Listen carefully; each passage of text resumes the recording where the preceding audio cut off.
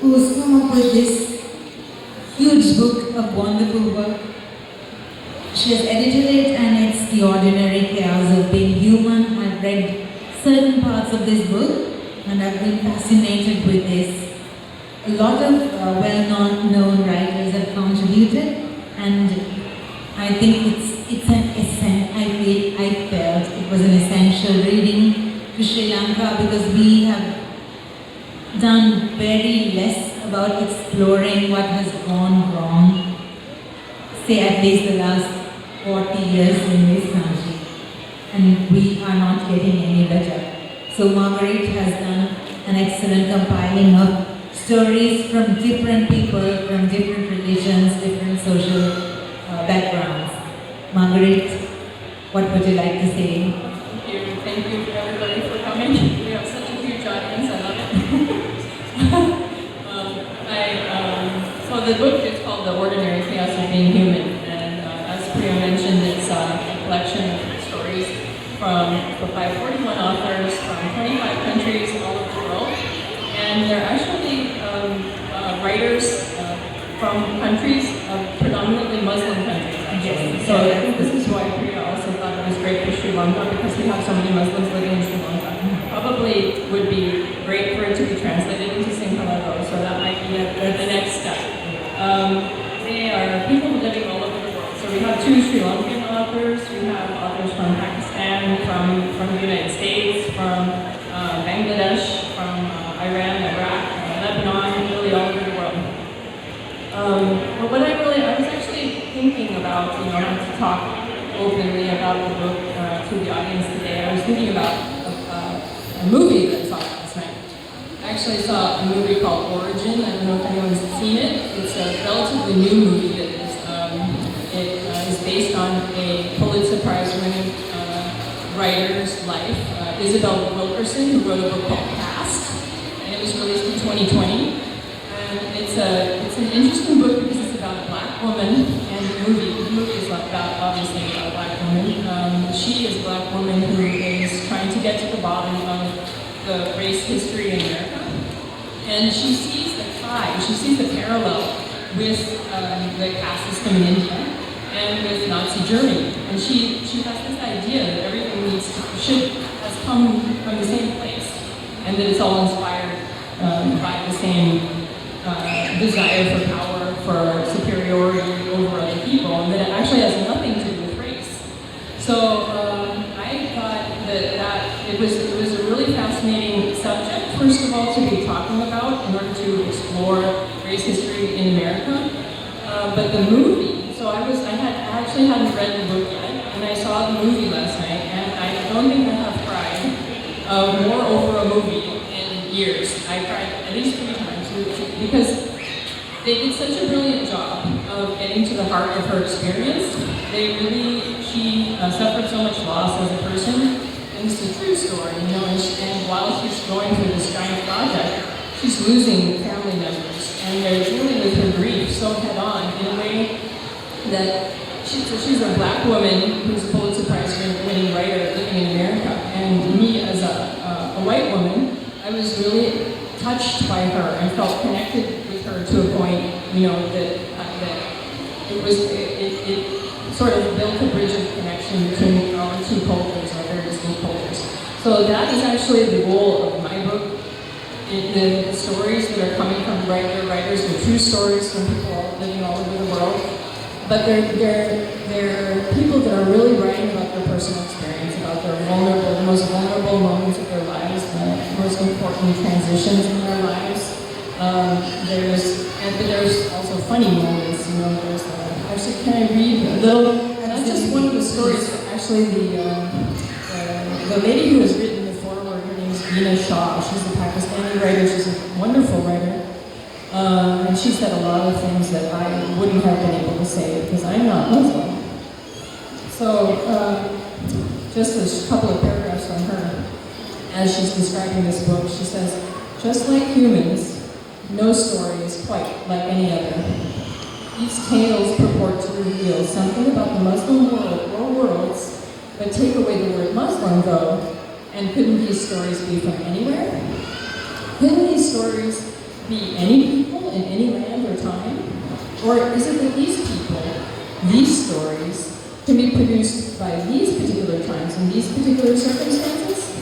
Picking up this collection is like lifting a gem to the light and examining it this way and that so that the light reflects its different facets to shine on a universal truth that no matter what the condition or the circumstances, every person is a human treasure longing to be known. Still, there are some recurring themes in this collection.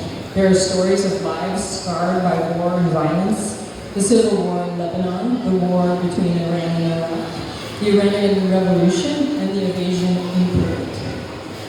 In these stories, we encounter death and destruction as witnessed by the protagonists. But we also see love, resilience, and courage. There are stories that examine the internal wars fought by many people to cope with emerging sexuality, straight and queer, to gain the acceptance of community into which one is migrated or fled or sought asylum, to be seen as normal by a world unused to different faces, languages, appearances, customs. There are the pains of growing up, the riotous adventures of childhood, the safe and loving arms of mothers, fathers, uncles, and aunts, and always the question, what and where is home? Yes, I think you want that. Yeah, I think like the introduction and the foreword itself has so much. You should read it, like take my word for it, because these are true stories and these are the kind of stories that we did not know of. That's the idea that we're meeting people that we haven't ever met before, no matter what. So this is an entry point into people in different contexts. Very personal stories, personal wounds which have not been healed in this history of Sri Lanka, not just Sri Lanka. There are, I mean, I was saying, like the good stories, but very precious stories. You know, it's not the big incidents that kill us, that keeps on going like, in our system, and the kind of Islamophobia that is present in the world right now. And Sri Lanka in particular, I think we don't even know about it properly, but we are so ready to swallow the bait and become anti-Islam or something. So what's so interesting is not only do we know people from other countries in the world, but even Muslims within our own country, even Muslims within Sri Lanka from one side to the next don't necessarily know each other. There's a story by Amina Hussain in the book, and she writes a beautiful story about moving. She spends time in Puttalam because she has a house there also. And so when she moves there, you know, she doesn't cover herself traditionally. And so other people that see her in the community, they don't know that she's Muslim necessarily. But then she greets them, and then they learn that she's Muslim, and she's so welcomed by them there. And they're more traditionalist, she's more progressive, but they have a wonderful relationship that grows from that. And it's just a testament to how one-on-one people need to be. You have to get to know each other on a one-on-one individual level in order to understand each other and break down the biases that we've created, the stereotypes that we've created. Because those stereotypes are really just based on fear of the unknown. Exactly, and like, I remember this story of Amina Hussain, what she has written, that some time ago, Sri Lanka did not have Muslims who covered their heads like the way they do now. That's one thing that has come up in our discussions. Like we've always had Muslims and we've had no problem, but suddenly we've had this new Islam thing coming from the Middle East, where people are covering themselves, and this of course is just a personal choice. Yes. And it's a beautiful individual private choice. So actually in this book, even though all of the writers have Muslim heritage, they don't choose necessarily to talk about their religion. She doesn't. Some of them want to, some of them don't. So it's really not a book about religion in itself. It's a book about self-expression and a book about personal choice. Yes, exactly.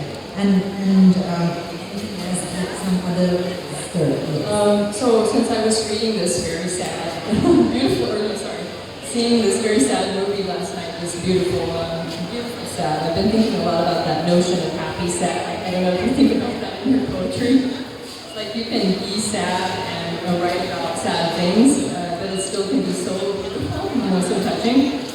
So there's one story. It's called Chasing Hope and Losing Omar. And it's about a woman who eventually loses her husband to cancer, and it's said right up the front, no spoiler alert right away. But it's such a beautiful story how she gets to know, that's how she expresses it. It's just so gorgeous. So let me show you this one from a little bit from the middle. Her name is Inti Farzai Saber. So I should read her bio because she has such an interesting life. So she was Inti Farzai Saber was born in London, and she was raised and educated in Ethiopia, Nigeria, Libya, the Netherlands, and finally the UK again. Her global upbringing led her to work as a writer and editor and producer for several news organizations, including Al Jazeera English and BBC World Service. She's also half of the rap sensation Kiddo and the Widow at all other times.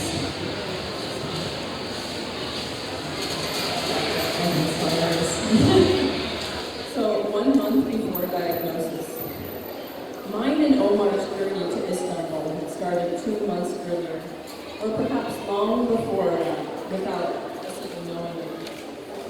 We were in London at my parents' house, where I had been staying with our son since the summer. Omar was visiting from Qatar, where he had been born and raised, and where we met and lived for most of our married lives. It was an autumn afternoon, and we were about to leave the house to meet one of my cousins for coffee. Habibti, he said in his gentle working voice, with his accent that was so hard to place. Just give me an hour, okay? He wanted to sleep for a while.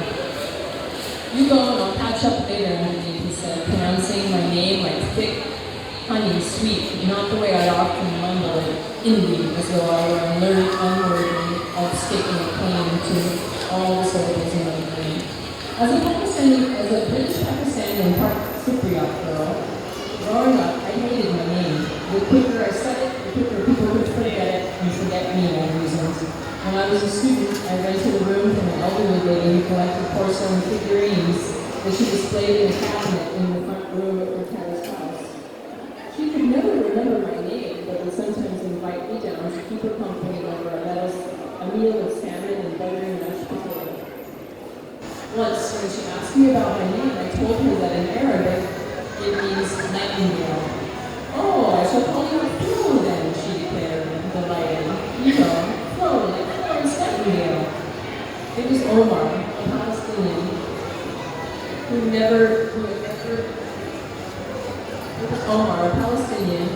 never been to his homeland and had grown up with the nationality of the country where he'd been born, who helped me embrace my own name, my identity. It was Omar, who never cared what anyone thought of him and always spoke smiley, who was in so many ways my total opposite, who showed me that it was okay not to be okay, that I didn't need to make other people feel comfortable at the expense of my own comfort. But now it was Omar, a martial artist who just turned 40, father to our 2-year-old son, who was regularly carving out time to sleep at the strangest of moments. He always blamed his work shift for playing havoc with his body, and often used appointments, family gatherings, and meals to catch up on sleep. I'd learned to accept that he had grown used to doing these things by myself. Now, I knew something was different. His sleep had become more sporadic, and an agonizing pain in the pit of his stomach that he had mentioned over the past 2 years had started to pulsate through the rest of his body, stealing the moments when he tried to rest. One afternoon, 3 days earlier, he watched an elderly couple at Costa Coffee. They must have been in their 90s. He pulled out a chair for her to sit on. She stirred his coffee for him. I imagined us at this age, still together, sitting next to one another, arms interlocked.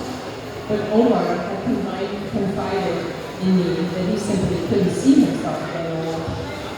Earlier that week, he'd come with me for the first time to the cemetery where my grandmother was buried.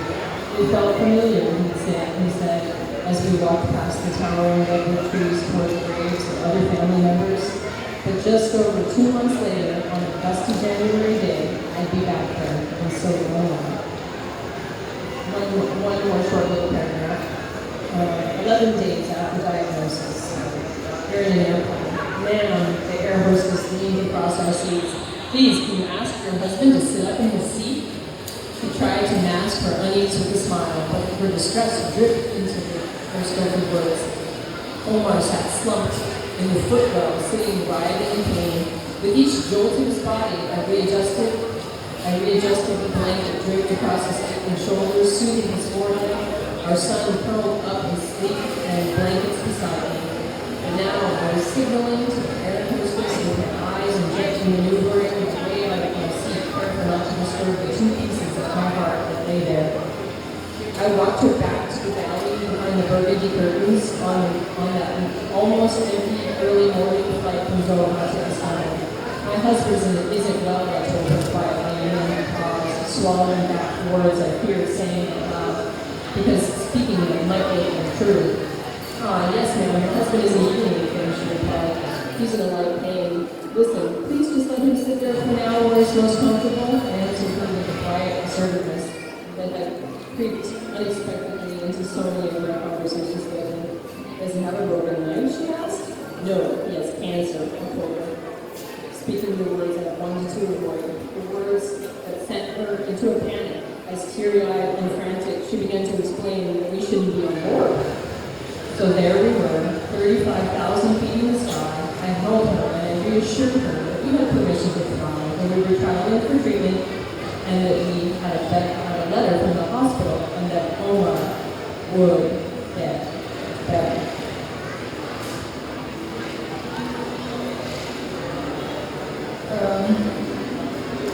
He dies. But she's a wonderful person. I'm actually just listening to the improvised Salvera. I'm actually going to be speaking with her at Bradford Lit Festival at the end of June. So she'll come on stage and probably read the story. And she's just such a wonderful, wonderful person. And this is her first short story actually that she's first true story that she's sharing with the world, and she's telling about something so private. So it's a beautiful thing, I think.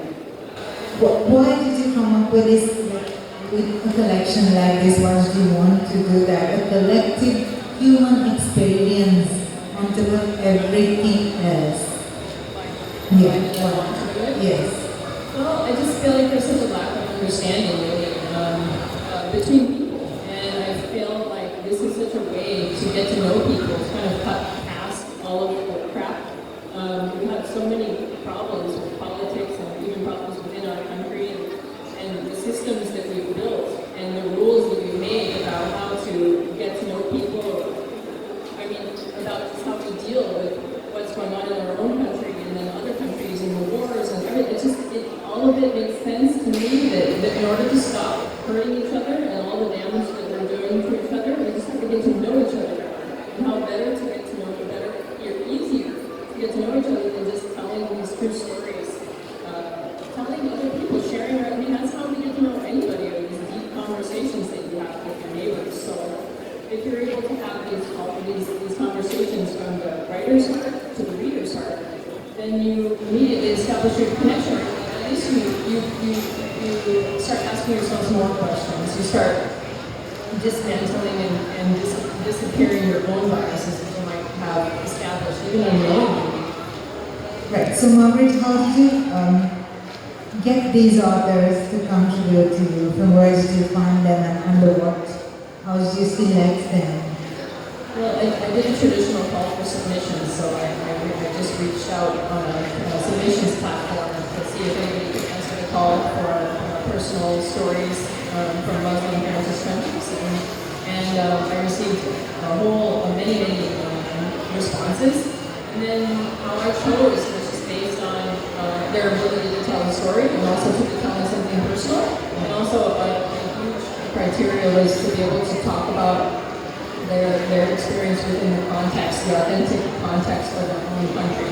So it was important to me to have as much of a global book as possible. There's only 25 countries, so obviously we don't get very far. But it's already be a really thick book. Very big, 25 countries. But it was important for me to have as many countries represented as possible. And like now, so you must have read lots more stories to come up with this much, right?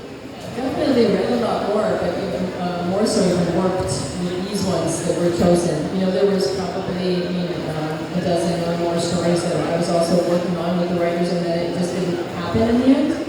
You know, some writers, as we were working, there were some beautiful experiences. Some writers even, we worked and worked together, and then by the end of the process, some of them told me, I don't want to publish this. I don't feel ready yet. It's not right. So they pulled out themselves. So that kind of thing. And there's lots of challenges that come with the project, but at the same time, I created the relationships that I was looking for in the first place. So in essence, I made 41 new friends through these stories, and more, because even the stories that I didn't end up publishing in here. So the whole process has been the benefit of the experience, not just the physical book, but the relationships. Yeah. So personally also it must have been very enlightening and very difficult, of course, but then the kind of stories that you got to. I learned so much. I just learned so much. And things are never the same again after you see that. Right? And we were talking about this earlier and the importance of us getting it translated to Sinhala perhaps, because that's where the biases and like everything, because the majority is Sinhala speaking, and this being in English, it is not so far enough. Yeah. There's no fun. I mean, Sinhala and Tamil, of course, but Sinhala starts since it's yeah, but it's a tough job anyway, but if we at least in parts, if anybody wants to take on the job. yeah, she's offering it if anybody's willing to. Sinhala translators in the audience. Any questions? Yeah, the title? The title, The Ordinary Chaos of Being Human. So, this was such a struggle. The title was probably one of the hardest parts of the project. I think I had like 200 titles that I was going through, it was just awful. Because it's so hard to find a label for something that you can't label, and that was like my biggest thing, is I can't label the people in this book, so how can I put a title on it, So I knew I had to have humanity, and then I just love the juxtaposition of ordinary and chaos, because that's what this is too, we all have a story to tell, and some of them are very ordinary. There's one lady in the book from Pakistan who's talking about, her cats. She has a love-hate relationship with her cats, and she's also a vegetarian. And she's talking about, eat butter and being a vegetarian, but her love for animals. It's just like, it's very ordinary in so many ways. It's like anybody who has an interesting, different relationship with animals. But it's so beautiful in that ordinariness. And also the chaos and the beauty and the chaos and the sad. There's another story about a woman in Iraq who's celebrating her 18th birthday while the bombs are dropping in Baghdad around her. But instead of focusing on the war, in the story, she's talking about how her mother built this cake. So they didn't have any candles. So her birthday candles were made out of wax that was reconstituted from other bits, and it was a big cake because that's all they had, and it was a beautiful moment. So this is like this ordinary chaos, and that's where that comes from. So out of the 200 titles you chose this, whose suggestion was this?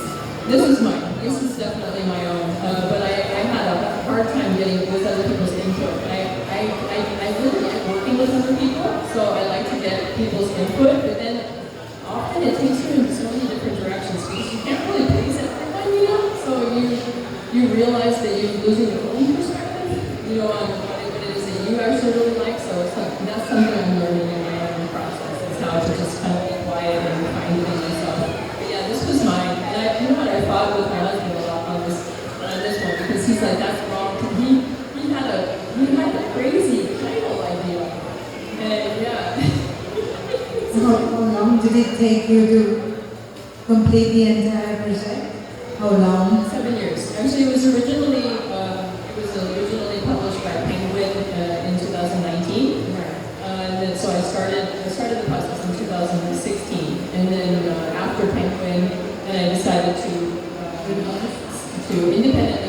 because Penguin was only with Southeast Asia. Okay. So I didn't want to give it to Penguin for the world because they were I don't know, yeah, I didn't think they were doing a good job of distribution, and also I wanted to try independent publishing because I happen to believe that it's the future of the industry. So I wanted to try. So with the same book, trying both traditional publishing and independent publishing, it's just wonderful to know all sides. I have total respect for the traditional publishing world, for traditional publishing and independent publishing both, and you can just see the shift of what's happening over time. It's really fascinating. Traditional publishing is a lot slower because it's really, it has a rigid set of rules of the way that you do things. And also they're in the business of selling books, so they obviously have to, a lot of publishers are less interested in spending time developing the quality of the work and more interested in selling the work. But there are also they're great gatekeepers in a way, and that's why we have this feeling of wanting to be with the traditional publisher, because they have a reputation for choosing only excellent books. Because they only want to take on books that they know they can sell for something that means a good one, for the company. So. If somebody asked Marguerite why 7 years of struggle to get this out, to tell this particular message. These voices, this is, everyone here deserves to be heard. And these are voices that are less heard than mine. I'm up here talking about this, but white people everywhere have the corner on the market, especially in America, in publishing. And we need more people from these other countries and their voices into the West. So I live here, so we're starting getting this book here, and then it's going to go worldwide in June. Yeah, beautiful. Like that you saw it needs to be addressed, and then you took so much of trouble and hard work. I really believe that if we can hear from more people, then we will. It's a way to create peace. I mean, I'm kind of like a hippie at heart, so I just want peace. Peace, make love, not war. So do you see that people are afraid to come up with their stories? Fear of criticism, like being Yeah, people are afraid, but But if you give them the right space, they yeah, well, also you have to work with an editor. It's so important. Every writer needs an editor. I mean, I'm a writer and an editor, and I need another editor. I can't work by myself. I would never put anything out there without having a trusted person read it. Right. And give me some sort of feedback on how it's coming across. Yeah. So some people are afraid, but then others, take some time to develop their confidence in what they're trying to say and the message. And even some people have a whole lot of confidence speaking in one way, like this author I just read from. She's a great journalist. She has no problem talking about lots of topics, but when it comes to telling her own story, that's a different thing. She's scared. So, yeah. Right. Thank you very much for being here with us, Sarasavi. Thanks a lot. Thanks for being in our concession.